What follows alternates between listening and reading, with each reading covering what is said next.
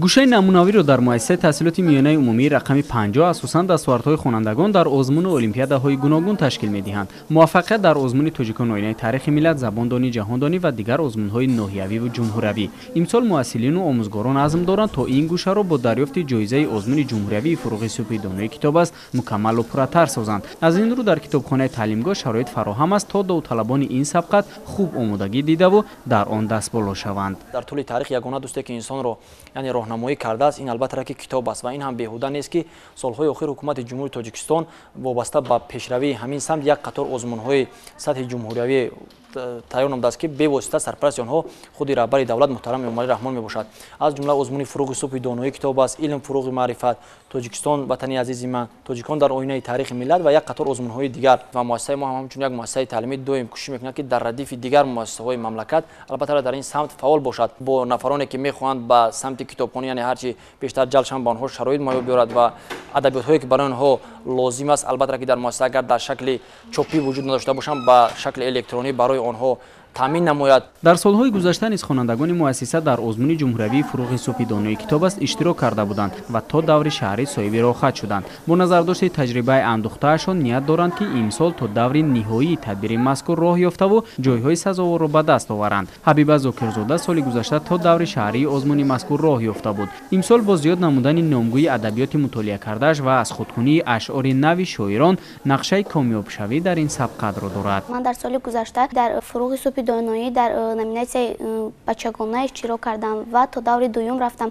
در دور دوم جای نمایان را صاحب گشتم.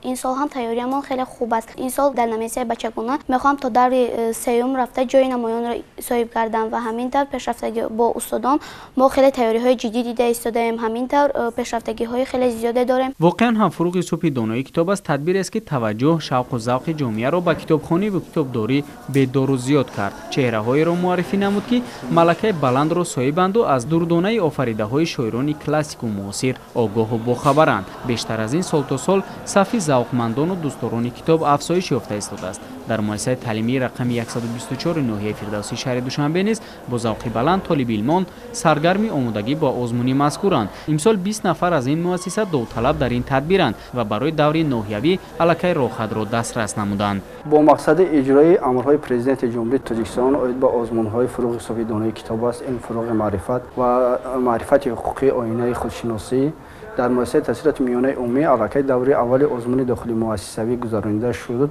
و خوانندگان از روی نامیناسیون آزمون فروغ صبح دانایی که در دوره اول داخلی مؤسسوی 897 نفر خواننده در 5 نامیناسیون اشتراک نمودند و ما باوری داریم که از روی نامیناسیونی که خوانندگان ما انتخاب نمودند با همراهی آموزگاران و در دورهای می بعدن سزاوار جایهای نمایان می‌کردند. 4,570,000 با امر پرزیدنت جمهوری تاجیکستان امسال برای تدبیر مذکور همین مقدار مبلغ جدا گردیده است و تنها نفرانی که واقعا هم کتاب را دوست و انیس کنج تنهایی خود انتخاب کردند می توانند از جایزه و شاجایزه آزمون سطح بلند بهره ور گردند. شاید در این میان خوانندگان مؤسسه تحصیلات میانه عمومی رقم 50 نیز باشند و آنها با هدف خود غنیسازی گوشه نمونوی مؤسسه با جایزه آزمون جمهوری فروغ صبح دانای کتاب است دستیاب گردند.